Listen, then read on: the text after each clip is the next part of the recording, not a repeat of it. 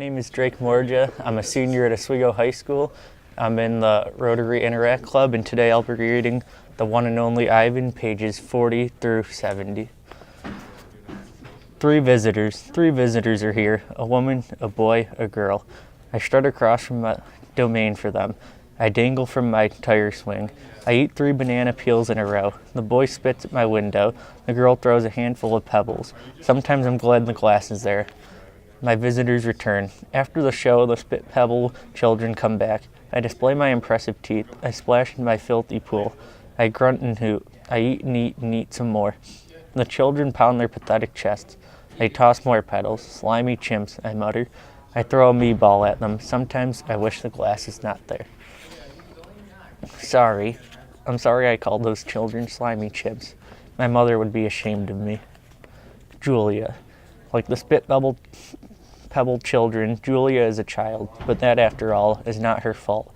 While her father, George, cleans them all each night, Julia sits by my domain. She could sit anywhere she wants, by the carousel, in the empty food court, on the bleachers coated in sawdust, but I am not bragging when I say that she always chooses to sit with me. I think it's because we both love to draw. Sarah, Julia's mother, used to help clean them all. But when she got sick and grew pale and stooped, Sarah stopped coming. Every night Julia offers to help George, and every night he says firmly, "Homework, Julia. The floors will just get dirty again." Homework, I have discovered, involves a sharp pencil, and thick boots and long sighs. I enjoy chewing pencils. I am sure I would excel at homework. Sometimes Julia dozes off, and sometimes she reads her books, but mostly she draws pictures and talks about her day. I don't know why people talk to me, but they often do. Perhaps it's because they think I can't understand them, or perhaps it's because I can't talk back. Julia likes science and art. She doesn't like Lila Burpee, who teases her because her clothes are old, and she does like Deshaun Williams, who teases her too, but in a nice way. And she would like to be a famous artist when she grows up. Sometimes Julia draws me. I am an elegant fellow in her pictures, with my silver back gleaming like moon on moss.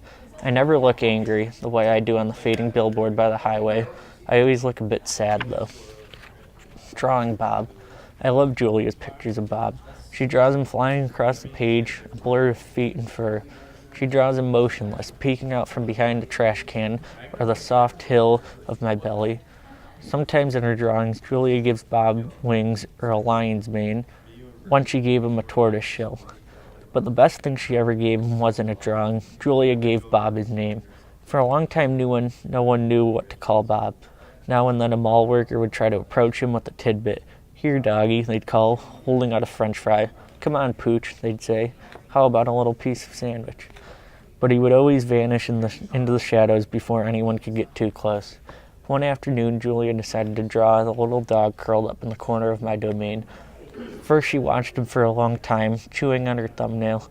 I could tell she was looking at him the way an artist looks at the world when she's trying to understand it. Finally, she grabbed her pencil and set to work. When she was finished, she held up the page. There he was, the tiny, big-eared dog. He was smart and cunning, but his gaze was wistful. Under the picture were 3 bold, confident marks circled in black. I was pretty certain it was a word, even though I couldn't read it. Julia's father peered over her shoulder. "That's him exactly," he said, nodding. He pointed to the circled marks. "I didn't realize his name was Bob," he said. "Me either," said Julia. She smiled. "I had to draw him first."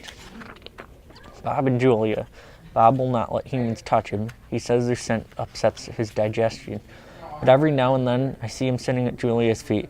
Her fingers move gently, just behind his right ear. Mac. Usually Mac leaves after the last show, but tonight he is in his office working late. When he's done, he stops by my domain and stares at me for a long time while he drinks from a round bottle. George joins him, broom in hand, and Mac says the thing he always says. "How about that game last night?" And "Business has been slow, but it'll get better, you'll see. And don't forget to empty the trash." Mac glances over at the picture Julia is drawing. "What are you making?" he asks. "It's for my mom," Julia says. "It's a flying dog." She holds up her drawing, eyeing it critically. She likes airplanes and dogs. Mac murmurs, sounding unconvinced. He looks at George. "How's the wife doing, anyway?" "About the same," George says. "She has good days and bad days." "Yeah, don't we all?" Mac says. Max starts to leave, then pauses. He reaches into his pocket, pulls out a crumpled green bill, and presses it into George's hand. Here, Max says with a shrug. Buy the kid some more crayons. Mac is already out of the door before George can yell, thanks. Not sleepy. Stella, I say after Julia and her father go home. I can't sleep. Of course you can, she says. You are the king of sleepers. Shh, Bob says, from his perch on my belly. I'm dreaming about chili fries. I'm tired, I say, but I'm not sleepy. What are you tired of? Stella asks. I think for a while. It's hard to put into words gorillas are not complainers.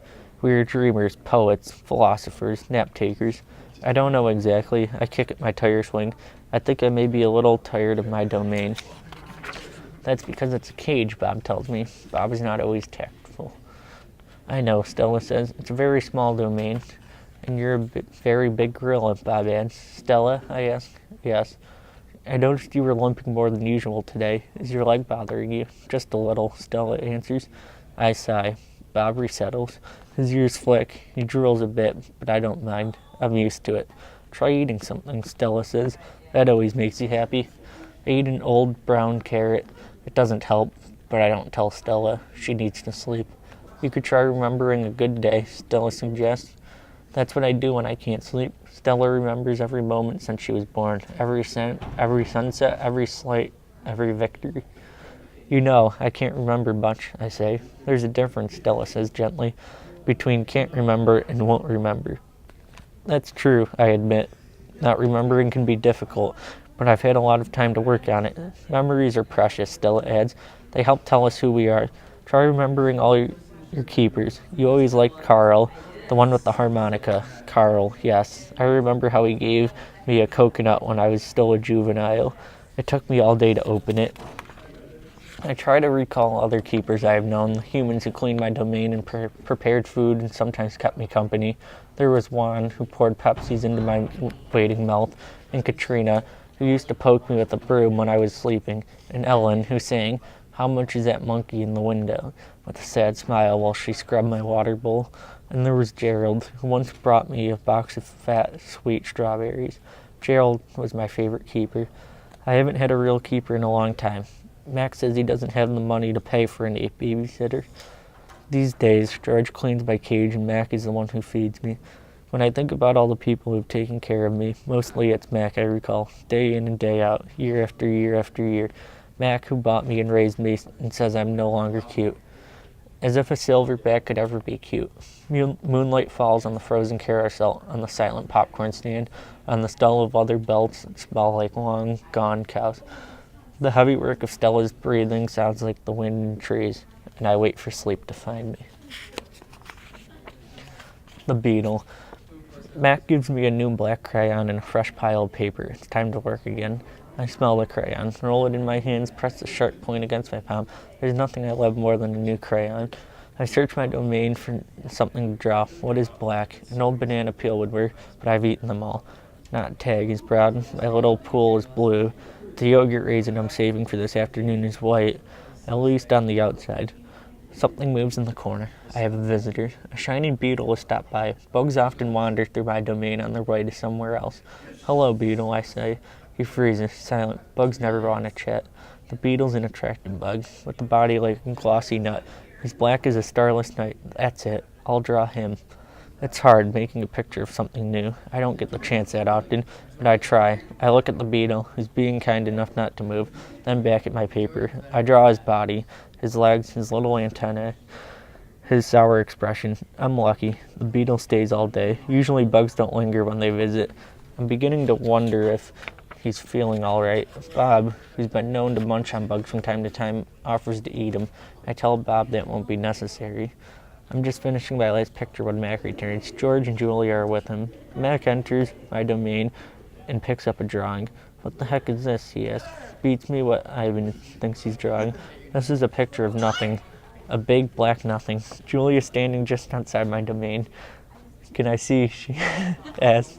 Mac holds my picture up to the window. Julia tilts her head. She squeezes one eye shut. Then she opens her eye and scans my domain. I know, she exclaims. It's a beetle. See that beetle over there by Ivan's pool? Man, I just sprayed this place for bugs. Mac walks over to the beetle and lifts his foot.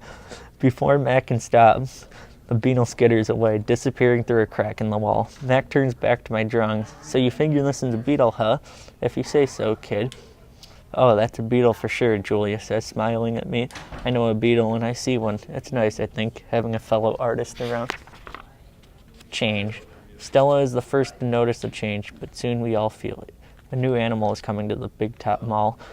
How do we know this? Because we listen, we watch, and most of all, we sniff the air. Humans smell odd when changes in the air, like rotten meat with a hint of papaya. Guessing. Bob fears our new neighbor will be a giant cat with slitted eyes and a coiled tail, but Stella says a truck will arrive this afternoon carrying a baby elephant. How do you know? I ask. I sample the air, but all I smell is caramel corn. I love caramel corn. I can hear her, Stella says. She's crying for her mother. I listen. I hear the cars charging past. I hear the snore of the sun bears in the wire domain, but I don't hear any elephants. You're just hoping, I say. Stella closes her eyes. No, she says softly. Not hoping. Not at all. Jambo. My TV is off, so while we wait for the new neighbor, I ask Stella to tell us a story. Stella rubs her right front foot against the wall. Her foot is swollen again, an ugly deep red. If you're not feeling well, Stella, I say, you could take a nap and tell us a story later. I'm fine, she says, and she carefully shifts her weight. Tell us the Jambo story, I say. It's a favorite of mine, but I don't think Bob has ever heard it. Because she remembers everything, Stella knows many stories.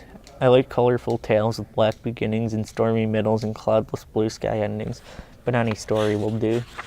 I'm not in a position to be picky. Once upon a time, Stella begins, there was a human boy. He was visiting a gorilla family at a place called the zoo. What's a zoo? Bob asked. He's a street smart dog. There's much he hasn't seen. A good zoo, Stella says, is a large domain, a wild cage, a safe place to be. It has room to roam and humans who don't hurt. She pauses, considering her words. A good zoo is how humans make amends. Stella moves a bit, groaning softly. The boy stood on a wall. She continues, watching, pointing. And he lost his balance and fell into the wild cage. Humans are clumsy, I interrupt. If only they would knuckle walk. They wouldn't topple so often. Stella nods. A good point, Ivan. In any case, the boy lay in a motionless heap, while the humans gasped and cried. The silverback, whose name was Jambo, examined the boy, as was his duty, while his troop watched him from a safe distance. Jambo stroked the child gently. He smelled the boy's pain, and then he stood watch. When the boy awoke, his humans cried out, "Stay still, don't move," because they were certain, humans are always certain about things, that Jambo would crush the boy's life from him. The boy moaned. The crowd waited, hushed, expecting the worst. Jambo led his troop away. Ben came down on ropes and whisked the child to waiting arms. Was the boy all right? Bob asked. He wasn't hurt, Stella says, although I wouldn't be surprised if his parents hugged him many times that night in between their scoldings. Bob, who has been chewing his tail, pauses, tilting his head. Is that a true story? I always tell the truth, Stella replies, although I sometimes confuse the facts. Lucky. I've heard the Jambo story many times. Stella says that humans found it odd the huge silverback didn't kill the boy. Why, I wonder, was that so surprising? The boy was young, scared, alone. He was, after all, just another great ape. Bob nudges me with his cold nose. Ivan, he says, why aren't you and Stella in a zoo? I look at Stella. She looks at me. She smiles sadly with her eyes. Just a little. The way only elephants can do. Just lucky, I guess, she says. Arrival. The new neighbor arrives after the 4 o'clock show. When the truck comes lumbering toward the parking lot, Bob scampers over to inform us. Bob always knows what's happening. He's a useful friend to have, especially when you can't leave your domain. With a groan, Mac lifts the sliding metal door to the food court, a place where deliveries are made. A big white truck is backing up to the door, belching smoke. When the driver opens the truck, I know that Stella is right. A baby elephant is inside. I see her trunk poking out from the blackness. I'm glad for Stella, but when I glance at her, I see she is not glad at all. Stand back, everyone, Mac yells. We've got a new arrival. This is Ruby, folks. 600 pounds of fun to save our sorry buds. This gal is going to sell us some tickets. Mac and 2 men climb into the black cave of the truck. We hear noise, scuffling, a word Mac uses when he's angry. Ruby makes a noise too, like one of the little trumpets they sell at the gift store. Move, Mac says. But still, there is no Ruby. Move, he says again. We haven't got all day. Inside her domain, Stella paces as much as she's able. 2 steps one way, 2 steps the other. She slaps her trunk against rusty metal bars. She grumbles. Stella, I ask, did you hear the baby?